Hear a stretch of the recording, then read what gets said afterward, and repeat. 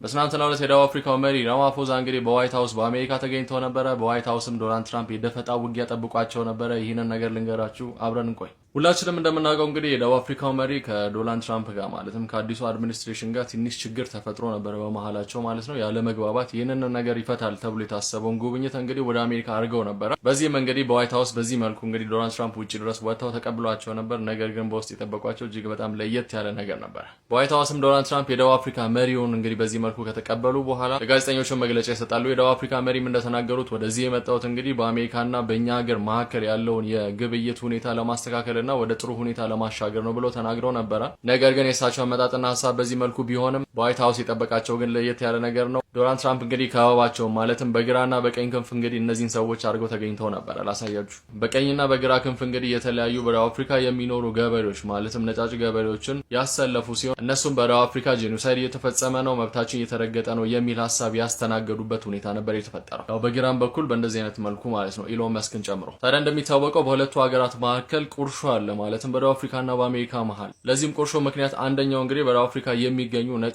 ገበሬዎች እንግዲህ እነሱ ላይ ትልቅ የሆነ ወንጀልና ጄኖሳይድ እየተፈጸመ ነው ብለው ዶናልድ ትራምፕ ያስባሉ። በደቡብ አፍሪካም የሚገኙ ወደ 7.5 ሚሊዮን የሚጠጉ ነጫጭ ገበሬዎች አሉ። በዚህም በደቡብ አፍሪካ ውስጥ የሚገኙ ከእርሻ ቦታዎች ማለትም ከ100% ወደ 70% የሚጠጉትም በእነዚህ ነጫጭ ገበሬዎች ቁጥጥር ስር ነው። ታዲያ ዶናልድ ትራምፕ እና የተለያዩ ሰዎች እንደሚሉት ደቡብ አፍሪካ አዲስ ህግ አወጣለች። እነዚህም ህጎች ደግሞ እነዚህን የግብርና መሬቶችን ከነጫጭ ገበሬዎች ላይ ይነጥቃል ያለምንም ኮምፐንሴሽን ብለው የተለያዩ ክሌሞችን ያነሳሉ ማለት ነው። ታዲያ በዚህ ወቅት ለዶናልድ ትራምፕ አንድ ጥያቄ ይቀርብላቸዋል። በደቡብ አፍሪካ ጄኖሳይድ እየተፈጸመ ነው ብለዋል።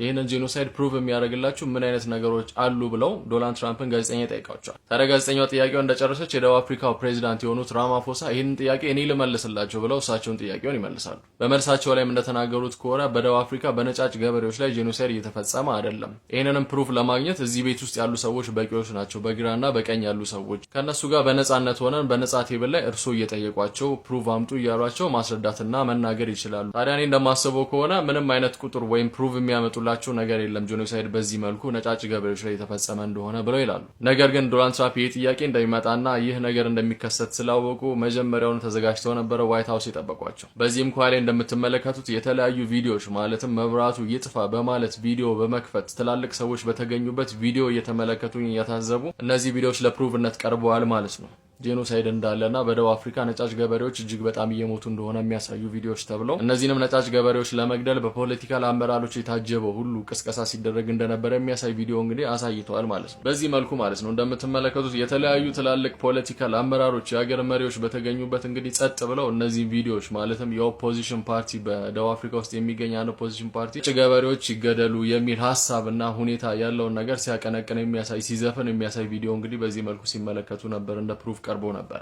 በተጨማሪም እንደምትመለከቱት ዶናልድ ትራምፕ የበለጠ መዘጋጀታቸውን የሚያሳይ እንግዲህ ፕሪንት የተደረጉ የተለያዩ ሚዲያዎች ፖስት ያደረጓቸው አርቲክሎች እንግዲህ ተዘጋጅተው በዚህ መልኩ የነጫጭ ገበሬዎች ህይወታቸው አልፏል የሚል አርቲክልና ሚኒንግ ያላቸው ነገሮች ቀርበዋል። በዚህ መልኩ ማለት ነው ዶናልድ ትራምፕ ናቸው ራሳቸው ይህንን እያሳዩ ሲናገሩ የነበሩት። ታዲያ በአሁኑ ወቅት በተጨማሪ እያነጋገረ ያለው ይህ ነው። ዶናልድ ትራምፕ ተሳስተዋል ተብሎ የተባለባቸው ያለው አንደኛው ነገር ማለት ነው እንደምትመለከቱት የተለያዩ መስቀሎች ይታያሉ። በነገራችን ላይ ይህ ፎቶ ነው፣ ነገር ግን ቪዲዮ በዋይት ሃውስ ሲታይ ነበረ። ከቀረቡት ቪዲዮ መሃል አንደኛው ይሄ ነው። እሳቸው ዶናልድ ትራምፕ ሲያስረዱ እነዚህ ነጫጭ መስቀሎች ነጫጭ ገበሬዎች ተገድለው የተቀበሩባቸው ቦታዎች ናቸው ወይም ሳይቶች ናቸው፣ እያንዳንዱ የመቃብር ቦታዎች ናቸው ብለው ነው ያስረዱት ማለት ነው። ሆኖም ግን ኒውዮርክ ታይምስ እንዳወጣውና የተለያዩ ዘገባዎች እየተናገሩት እንዳለው ከሆነ ይህ ነገር ሐሰት ነው። ይህ የኒውዮርክ ታይምስ ዘገባ ነው። ዶናልድ ትራምፕ እንደተናገሩት እነዚህ ቦታዎች ብሩታል ሳይቶች ወይም የመቃብር ቦታዎች ሳይሆኑ ነገር ግን እንደ ፈረንጆቹ አቆጣጠር በ2020 ሴፕቴምበር 5 ሚሞሪያል ናቸው ወይም ሪፕሬዘንት የሚያደርጉ የሞቱ ሰዎች መጠናቸውን ሪፕሬዘንት የሚያደርጉ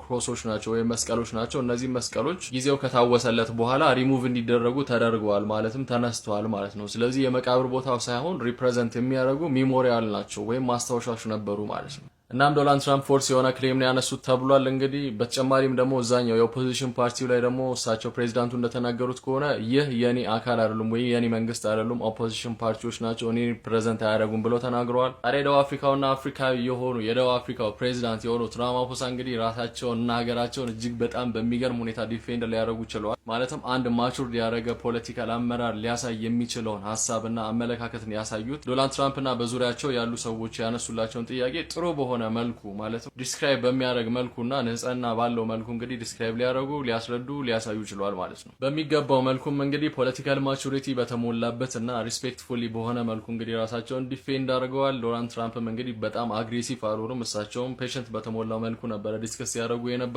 የተለያዩ እንደምትመለከቱት ተዘጋጅተው የተለያዩ ኤቪደንሶችን ለማምጣት ሞክረው ነበረ። ግን አብዛኞቹ ኤቪደንሶች እንዳያቸዋቸው ከሆነ እንግዲህ ልክ ያልሆኑ ኤቪደንሶች ነበሩ። ማለትም ሪሼፕ የተደረጉ ኤቪደንሶች ነበሩ የነበሩት። ይህንንም እዛው ዲስከስ መደረግ ተችሏል ማለት ነው። ሆኖም ግን እንደ አንድ አፍሪካዊ ማለትም ፖለቲካል ማቹሪቲ ባለው መልኩ ማለት የቀረበላቸውን ጥያቄ ሳይጠብቁ ነበር ወደ ሲቹዌሽን የገቡት። ግን ማቹሪቲ በተሞላው መልኩ ለቀረቡላቸው ጥያቄዎች ያለምንም ድንጋጤ እንደዚህ ምንም እንኳን በትላልቅ ሰዎች ቢከበቡ ሰርፕራይዝ ፓርቲም ቢሆን ነገር ግን ማቹሪቲ በተሞላበት መልኩ እንግዲህ የፖለቲካል አመራርና ችሎታቸውን አሳይተዋል። በዚህም እንግዲህ እንደ አንድ አፍሪካዊ ትልቅ የሆነ አድናቆት ለሳቸዋለኝ። የደቡብ አፍሪካ መሪ የሆኑት ራማፎዛ እንግዲህ በተለያዩ መልኩ ይታወቃሉ። ከዚህ ውስጥም እንግዲህ በጋዛ ያለውን ጦርነት እንዲቆም እስከ ፍርድ ቤት ድረስ ነገሮቹ እንዲሄዱ ያደረጉ መሪ ናቸው። በዚህም ብዙ አድናቆት ያገኛሉ፣ እስካሁን ድረስ አግኝተዋል። በተጨማሪም ከአፍሪካ ሀገር ውስጥ በአሁኑ ወቅት እንግዲህ አሜሪካንን ፌስ እያደረጉ ያሉ መሪ ናቸው። እንዲሁም ጥብቅ የሆነ ግንኙነት ከቻይናና ከራሽያ እንዲሁም የብሪክስ አባል ናቸው። የኛ ጎረቤት ናቸው ማለት ነው። ምንም እንኳን ያልጠበቁት ሁኔታና ትራፕ ውስጥ ቢገቡም በድል ተወጥተዋል ማለት ነው። አዲስ ነገር ካለም ማቀርብላችሁ ይሆናል። ይህ የዓለማችን መነጋገሪያ ሆናል። ብሩክ ነኝ። መልካም ቀን ይሁንላችሁ። ፎሎና ላይክ ማድረግ እንዳትረሱ። አመሰግናለሁ።